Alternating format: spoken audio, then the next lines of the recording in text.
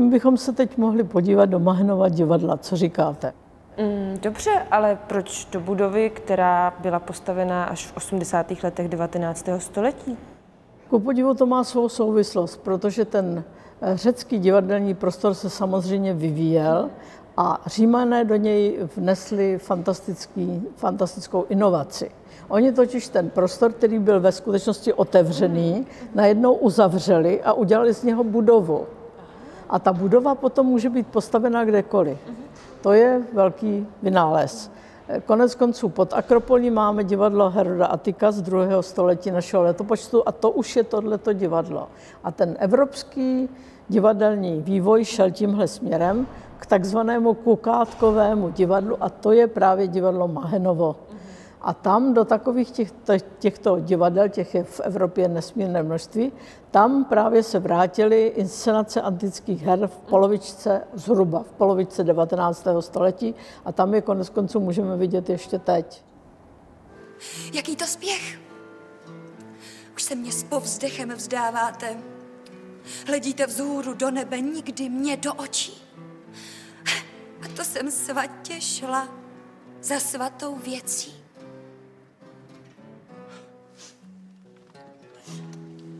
Musíš to dosvědčit. Slyšíš? Ty to musíš dosvědčit.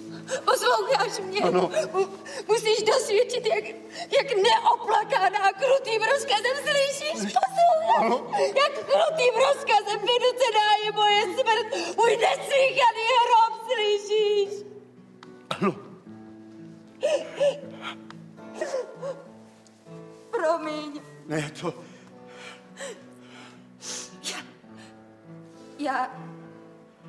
Já nespjata se smrtelníky ani se stíny. S životem ani s mrtvými jsem... Chápu. Síla osudu je strašlivá. Teď musíš být silná. Pojď. Nemluv o osudu. Mluv o tom, kdo nevinnou mne hubí, toho s osudem svaž. Nemyslete si vy nešťastníci, že jste ušetřeni. Jiná těla na kusy rozsekaná v hromadách budou ležet vedle toho nepouřveného.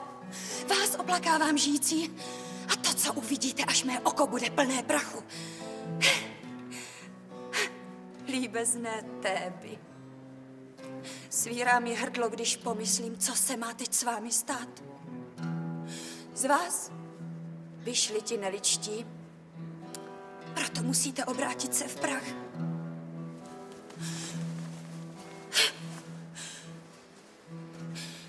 Dívejte se. Jdu poslední cestou. Na poslední svit slunce se dívám. Pro mě naposled. Bůh smrti, ten, který všechny jednou pohřbí, mne živoucí vede ke břehům Acherontu a nečeká mě ženich. Neslaví mě svatební píseň. Jsem nevěstou Acherontu.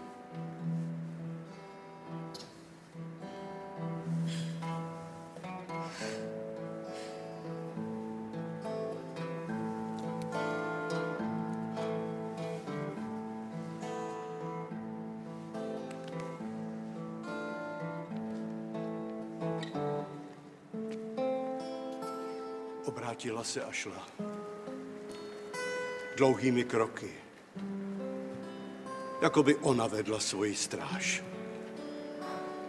Přes prostranství, kde už kovové stojí sloupy vítězství. Přidala do kroku. Zmizela.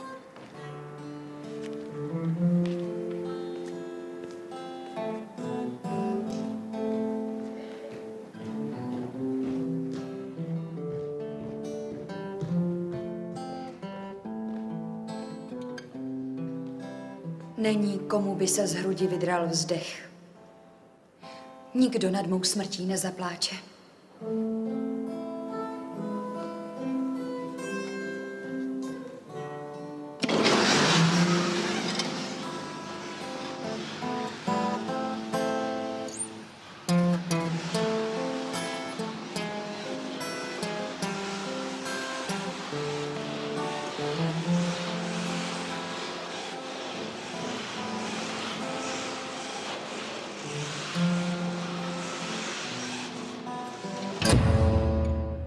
A to jsou ty antické hry, které se původně hrály v tom nejkrásnějším řeckém divadle? Tak jistě jsou to také ty hry. Nicméně musíme si uvědomit, že ten nejkrásnější prostor, který známe, divadlo v Epidauru, bylo postaveno až ve třetí třetině 4. století. Aha, to je tedy až po vzniku a první inscenaci hry Antigona? Co pak po vzniku? 100 let poté. 100 let poté. Takže to divadlo bylo postaveno v době, kdy už to řecké divadlo mělo tu nejkrásnější fázi za sebou. Takže by se dalo říct, že se tady u toho divadla v Epidauru jedná spíš o takovou idealizovanou představu o správné divadelní budově? Myslím, že ano, že vlastně to dovršuje ten vývoj toho řeckého divadelního prostoru a současně to stanovuje ten ideál, jak to má asi vypadat. Protože to řecké divadlo je postavené v Epidauru tak, aby opravdu každý člověk bez ohledu jeho sociálního, ekonomického statusu byl na svém místě, viděl dobře, slyšel dobře a byl dokonalým partnerem těch, kteří jsou kolem něj. A ještě navíc to divadlo je postaveno v přírodě takovým zásadním způsobem, že respektuje terén a respektuje i ty psychofyzické možnosti člověka. A to divák vnímal? No samozřejmě, že to vnímá, protože na rozdíl od nás řecké divadlo se hraje za bílého dne. Aha, takže tím pádem i mnohem víc si třeba všímal reakcí těch ostatních členů publika? Samozřejmě, jako seděli vedle něho, že jo, tak si tvořili jako kompaktní obecenstvo, které spolu komunikovalo. Ale to, co je podstatnější, je, že když se díval na ten děj, který se předváděl, tak současně viděl, že ten děj je jenom výsek z obrovského nějakého velkého děje světa, krajiny, vesmíru a učil se, jak se má chovat, aby v něm zachoval ten správný řád. Ještě bych mohla říct, že pro řád a vesmír má Řek stejné slovo. Je to kosmos. Aha, to znamená obě dvě ty slova, řád a vesmír? Ano. No to je tedy opravdu úplně jiný typ divadla. To je absolutně jiný typ divadla, než na jaké jsme zvyklí. No a zbylo nám potom vůbec něco? Tak zbyly ty ruiny řeckých divadel, které samy o sobě jsou samozřejmě zajímavé a hezké, ale hlavně zbylo drama. A co to je vlastně drama? No, hlavně, co k tomu potřebujeme. Drama je předváděný děj nějaký, že jo? Ale co k tomu potřebujeme? Potřebujeme k tomu dvě důležité věci. To je dialog a konflikt. Pro nás je to banální, protože nespotřebujeme nic zvláštního, ale je fakt, že Řecko je poslední starověkou a první novověkou evropskou civilizací, která pochopila, že k dialogu je třeba, aby ti, kteří spolu hovoří, kteří vedou ten dialog, si byli jasně vědomi své identity. A samozřejmě, aby, jestliže ten děj chtějí provádět, aby umožnili vznik konfliktu, nějakého zásadního sváru. A to není tak jednoduché. K tomu je třeba ještě něco teda.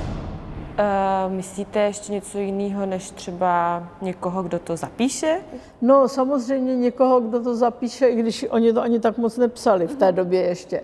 Ale chcete říct dramatika. No, samozřejmě, chce to vynikajícího dramatika. A ty opravdu měli jich nesmírně mnoho. My z nich máme strašlivý fragment, jenom známe několik her. Aeschyla, Sofokla, Euripida, komedie Aristofanovi. Takže to jsou hry, které splňují tenhle požadavek a vzhledem k tomu, že je známe 2,5 tisíce let a pořád fungují, tak se dá říct, že jsou to dobře udělané hry. Ale to není to podstatné. Podstatné je něco jiného, a to je demokracie. Protože k tomu, abyste předváděla konflikt, který je podstatný, který se týká jak individua, tak toho celku, tak musíte mít takový systém, který umožňuje, aby se to veřejně sdělilo. To není každý systém. A Řekové právě v té době toho největšího rozkvětu začali pracovat na určitém typu vládnutí, a to je demokracie, která je velice zajímavý, ale velice obtížný způsob, jak řídit stát. zvláště proto, že v něm každý jedinec je zodpovědен za chod celé té společnosti. Aha, takže v té době tedy demokracie a divadlo spolu přímo souviselo? Já myslím, že spolu přímo souviselo, že vlastně divadlo bylo takovým dobrým nástrojem, kterým ten řecký občan kultivoval svoji osobnost tak, aby byl schopen něco takového dělat. A to je právě to divadlo.